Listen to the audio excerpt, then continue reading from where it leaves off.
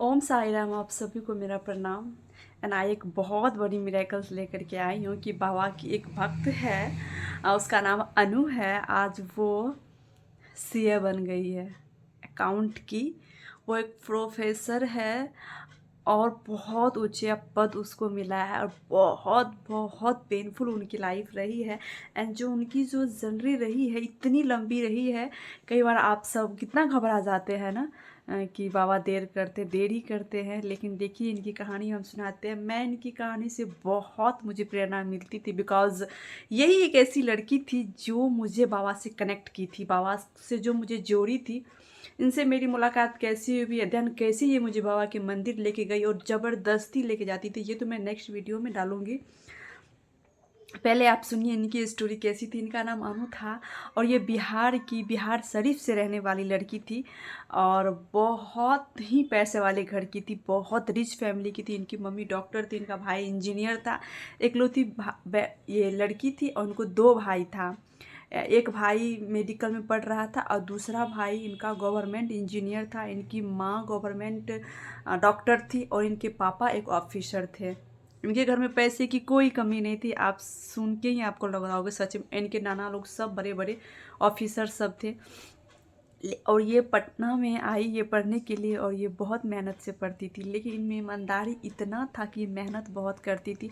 ये हर जो भी मूवी रिलीज होती थी, नया मूवी जो भी आया था, ये हर संडे को मूवी देखने के लिए जाती थी। खाने की बहुत, जितना मैं खाने की शौकीन थी वो भी उतनी ही खाने की शौकीन थी, और खाने में कोई कंप्रोमाइज़ नहीं करती थी। जो मन आता था वो खाती थी और हर मूवी देखती थी। हमेशा पिकनिक पे अपने फ्रेंड्स के साथ घूमने जाती थी, वो हर चीज़ करती थी।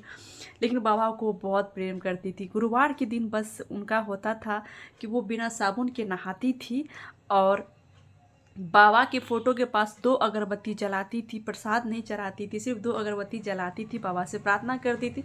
साईं का 11 वचन का पाठ करती थी और चालीसा पढ़ती थी, और फिर बाबा का मंदिर जाती थी। वहाँ पे आधा घंटे तक बाबा के मंदिर में जो भी पूजा होता था वो सारे पूजा पे वो मग्न होकर के, बाबा की आरती हो, श्री साईं 108 नाम वाली हो, बाबा की कथाएं हैं, जो भी हो वो वहाँ आराम से पढ़ती थी। मंदिर में हाथ जोड़ के रहती थी, आरती करती थी, प्रसाद लेकर के फिर वो अपने घर आ करके खाना वाना खाना और फिर पढ़ाई वो अपना स्टार्ट करती थी। वो 10th की, 12th की, ग्रेजुएशन की, वो बीकॉम की, वो अरविंद महिला कॉलेज, उसका जब सर्टिफिकेट आ गया, उनके घर वाले कहने लगे कि तुम 6 साल से मेहनत कर रही हो, तुमको अभी तक जॉब नहीं हो रहा, तुम किसके भरोसे बैठी हो, तुम्हारा शादी का उम्र हो रहा, 27 साल की हो गई थी। उनको उनकी शादी, उनके घर वाले प्रेशर दे रहे थे। इतना उनके फैमिली में नहीं था कि कुछ पैसे लगा करके उनको जॉब दिला दे, क्योंकि वो कुछ कुछ नंबर से बच जाती थी। वो बहुत हार मान लेती थी, लेकिन वो हमेशा कहती थी मुझे बाबा पे बहुत भरोसा है, ये बाबा पे मुझे उनको साईं बाबा पे इतना भरोसा था जिसका कोई, वो किसी का तरफ नहीं देखती थी, कोई दोस्त यारी उसका कुछ नहीं, बस बाबा जो है उनका बाबा। बाबा पे उनकी प्रेम इतना इतना था।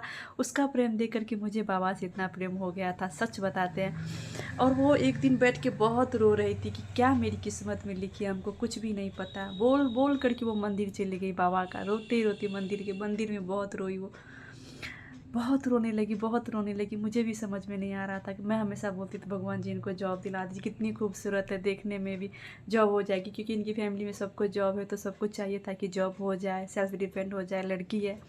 जब जॉब नहीं हो, घर वाले बहुत परेशान कर, यहाँ तक उनकी मम्मी आ गई उसको लेने के लिए कि चलो अब तुम घर, तुम्हारी शादी का उम्र हो गया, हम तुमको यहाँ नहीं छोड़ सकते हैं। तुम पढ़ रही हो, क्या कर रही हो हमको नहीं पता, लेकिन अब हम तुमको यहाँ नहीं छोड़ सकते हैं, क्योंकि अब तुमको जॉब नहीं होने वाला है, तुम जॉब ले भी नहीं सकती, अब हमें ऐसा लग रहा है। ऐसी ऐसी बातें करने लगी। जब वो एग्ज़ाम दी इस बार लास्ट ईयर, तब जब उसका पीटी का फर्स्ट रिजल्ट आया तो उसमें वो पास कर गई थी। वो बस वो मुझे बताई कि देखना छोटी, मैं पास कर गई। मैं बोली अपनी मम्मी को बताइए ना, आपकी मम्मी बहुत परेशान रहती। तो वो बोलती है नहीं, मैं अपनी मम्मी को नहीं बता सकती, अगर मैं उसको बताऊंगी तो वो खुश नहीं होगी, क्योंकि मेरा फाइनल रिजल्ट नहीं आया है, और वो फिर से मुझे ताना मारेगी। उसकी मम्मी छोटी छोटी बातों पर उसको बहुत ताना मारती थी।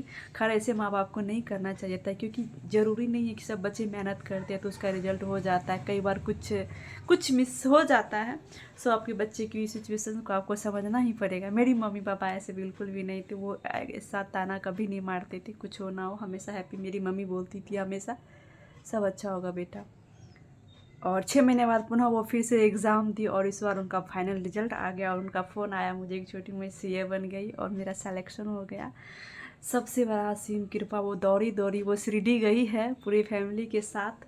और बाबा का वो लंगर में वीआईपी सीट में ना, नॉर्मल जो बाबा की लंबी सी लाइनें होती है उसमें वो खड़े होकर बाबा का दर्शन, बाबा को प्रसाद चढ़ाई, भोग लगाई।